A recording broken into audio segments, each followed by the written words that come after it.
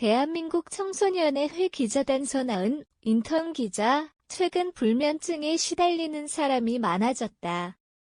수면 시간은 사람의 하루에서 가장 높은 비율을 차지하는 만큼 굉장히 중요하다. 그래서 수면장애에 해당하는 불면증은 사람들에게 치명적인 피해를 준다.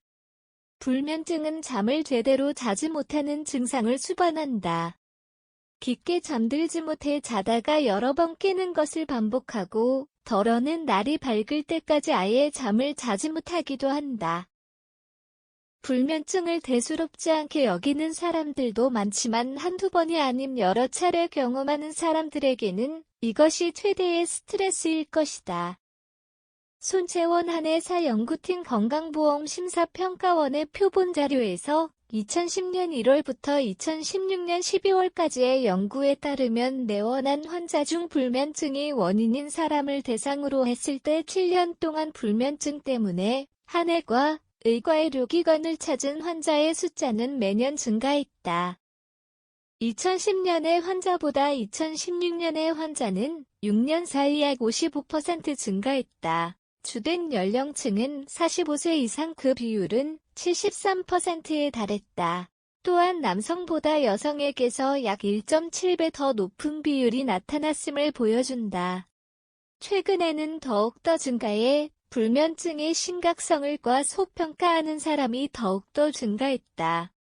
그렇다면 많은 사람이 경험하는 이 불면증을 예방하는 습관은 무엇일까? 1. 규칙적인 수면 시간 확보하기. 물론 특수한 때도 있겠지만 대부분은 불면증은 불규칙한 수면 습관 때문이다. 특히 낮잠을 오랫동안 잘 경우 우리가 밤에 제대로 잠들 수 있는 시간은 앞으로도 지속해서 줄어들 것이다. 일찍 자서 일찍 일어나라라는 말이 괜히 굳어진 것이 아니다. 양질의 수면을 위해서는 새벽에 잠들어서 점심쯤에 일어나는 루틴이 아닌 밤에 잠들어서 아침에 일어나는 습관을 들여야 한다. 코로나 사태 이전에 학생들이 학교에 다닐 때는 일찍 일어나서 늦지 않게 학교에 도착해야 하기 때문에 어느 정도 규칙적인 수면 습관을 보유하고 있었다.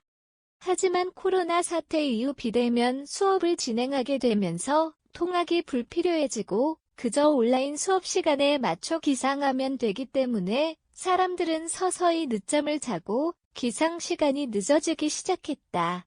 특히나 재택근무나 비대면 수업 등이 당연시된 후 OTT 서비스가 발달하게 된 요즘 새벽녘까지 영화나 드라마를 보다가 잠드는 경우가 많아 점점 더 많은 사람에게 늦게 자는 습관이 생활화됐다.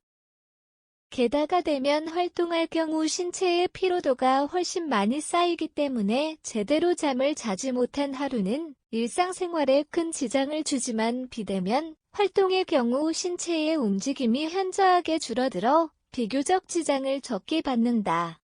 이런 이유로 사람들은 비대면 수업을 진행한 이후에 생활 습관이 좋지 않은 방향으로 변하게 된 경우가 많다. 수면 습관이 특히 심각하므로 우리는 대면 활동을 했을 당시처럼 일정한 시각에 잠을 자서 일어날 수 있도록 규칙적인 수면 생활을 확보할 필요가 있다. 2. 수면 시간 외에는 누워있지 않기. 이것은 의외로 많은 사람이 모르는 사항이다.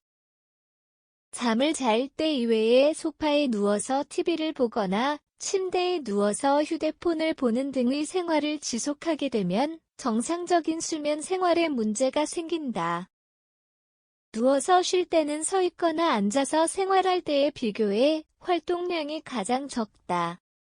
때문에 누워서 미디어를 시청하거나 음악을 듣는 등의 일을 하는 것보다 동적인 일을 한 후 혹은 앉아서 해야 할 일을 다 끝낸 후 피로도가 채워졌을 때 누워서 휴식을 취하는 것이 좋다. 게다가 지금과 같이 추운 날에 따뜻한 이불 속에서 오랫동안 몸을 덮이고 있을 경우 오히려 활동하기 싫다는 생각에 사로잡힐 확률이 높아지므로 밖에 나갔다 온 후에 바로 침대로 뛰어드는 행위는 자제하도록 하자. 이 행위는 우리가 누워서 생활하는 시간을 높여서 불면증 예방에 지장을 줄 수 있다. 3. 저녁 식사 때 과식 금지. 잠을 잘 때도 우리의 몸은 에너지를 소모한다. 저녁을 너무 많이 먹게 되면 우리의 몸은 소화시키는데 그만큼 더 많은 에너지를 사용해야 한다. 낮에 비해 움직임이 확실히 적은 저녁에 음식을 섭취하면 장운동을 활발하게 하는 자율신경이 활동을 시작하고 이는 수면에 방해가 되어 불면증을 수반할 수 있다. 야식은 더욱더 그렇다. 저녁 식사 후에도 배고픔을 느낄 경우 우유 한 잔을 데워 마시는 등의 방법을 취하는 것이 배고픔과 불면증을 해소하는 데 도움이 된다.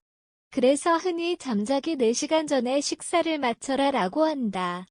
소화에 충분한 시간을 확보하기 위해서다.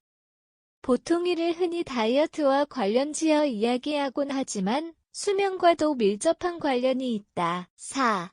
적당량의 운동을 전혀 하지 않는 것보다 운동을 하는 것이 건강에도 훨씬 이롭고 미용에도 많은 도움이 된다. 게다가 운동을 하게 되면 피로도가 더욱더 빨리 쌓여 수면에 도움을 준다. 하지만 지나치게 과격한 운동은 오히려 역효과를 불러오니 주의해야 한다. 가벼운 운동을 통해 우리의 건강을 지키고 양질의 수면도 취하도록 하자. 너무 추워서 밖에 나가서 운동할 의지가 생기지 않다거나 헬스장에서 마스크를 쓰고 운동하는 것이 꺼려진다면 가볍게 동네를 돌거나 집에서 홈트레이닝을 하도록 하는 방법도 있다. 계속 집에 있는 것보다 집 밖으로 한 번씩 나갔다 오는 편이 기분 전환에도 좋고 활동량 또한 늘려줘 불면증 예방에 도움이 된다. 또한 최근에는 유튜브에서도 쉽게 홈트레이닝 루트를 찾을 수 있기 때문에 저녁에 30분에서 1시간 정도의 길지 않은 시간 내에 할 수 있는 간단한 운동을 찾아 실천하면 나의 수면 습관에도 좋은 영향을 줄 것이다. 이렇듯 불면증에 도움이 되는 습관은 여러 가지이다. 물론 이외에도 우리가 알고 있는 기본적인 행동, 밤에 카페인 섭취하지 않기과 음하지 않기 전자기기 사용 줄이기 등 또한 우리가 실천해야 하는 것들이다. 사실 수면장애를 일으키는 습관은 우리가 머리로는 알면서 몸으로는 실천하지 않는 것이 대부분이다. 그렇기 때문에 우리가 제대로 마음을 먹고 이를 행동에 옮기는 것이 중요하다. 한마디로 나의 마음가짐에 따라 수면 습관과 삶의 질이 바뀌는 것이다. 사람이 가장 이겨내기 힘든 것이 수면욕인 만큼 잠은 우리의 생활을 결정짓는 중요한 요소이다. 때문에 불면증이 지속된다면 병원에 내원하고 약을 섭취하고 상담을 받는 등 많은 치료가 필요하다. 또한 이것이 지속될 경우에 욕이 떨어지고 번아웃 증후군으로 이어지며 항상 피로가 가득할 수 있다. 그렇기 때문에 앞서 말했던 여러 생활 습관을 토대로 불면증을 사전에 예방하도록 하자. 하루아침에 변하기는 어렵지만 조금씩 여러 차례에 걸쳐 실천해 나가면 우리의 수면의 질은 충분히 높아지고 다시 예전의 생활 습관을 되찾을 수 있을 것이다.